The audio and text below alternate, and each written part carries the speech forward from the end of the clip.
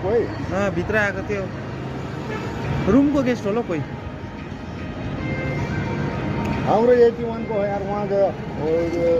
Sairam hospital वहाँ बुलाया यार मैं वेस्ट में गया होगा तो यहाँबाट दिन गयो वहाँ अनन्य कसको नाम हो ए अहिले भर्खर आएको केटीको नाम ओके ओके बिचरा खानु लाग्यो होला ओके ओके ओके अहिले बुझे अहिले आउने केटी कस्तो त अन्त यहाँको एड्रेस दिएको त एड्रेस यहाँ को हालिया था अब उधर बुला रहा है वो कहाँ पे अच्छा कम्ती टाढो छ त अन्त घर सायराम हॉस्पिटल मैंने वो तो फिर वेस्ट में गया होगा तो भी सायराम हॉस्पिटल कहाँ हो उससे भी उधर हैन वो बंदा गाड़ी जाने हो अब सायराम वहाँसम्म आउनु सक्ला कसो होला यता हिँडेर आउला हो अनन्य रहेछ त्यसो न अनन्य पाण्डे कति उमेरको छ कसको उमर चाहिँ किन चाहियो तपाईँलाई किन चाहिएको उमर चाहिँ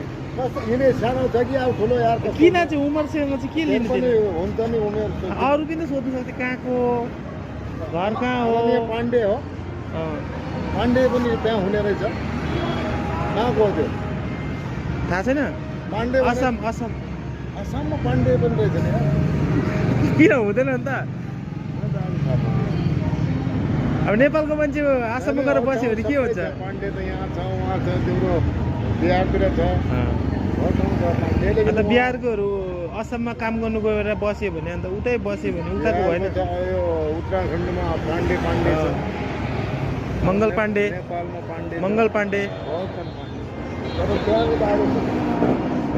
अरण्य पाण्डे राम्रो जातिको रहेछ केटी राम्रो जातिको रहेछ कालो त कालो छ भन्छ पाण्डे भनेको उयो ब्राह्मण जाति हो त्यही त भन्नु लाग्छ अन्त के भन्छ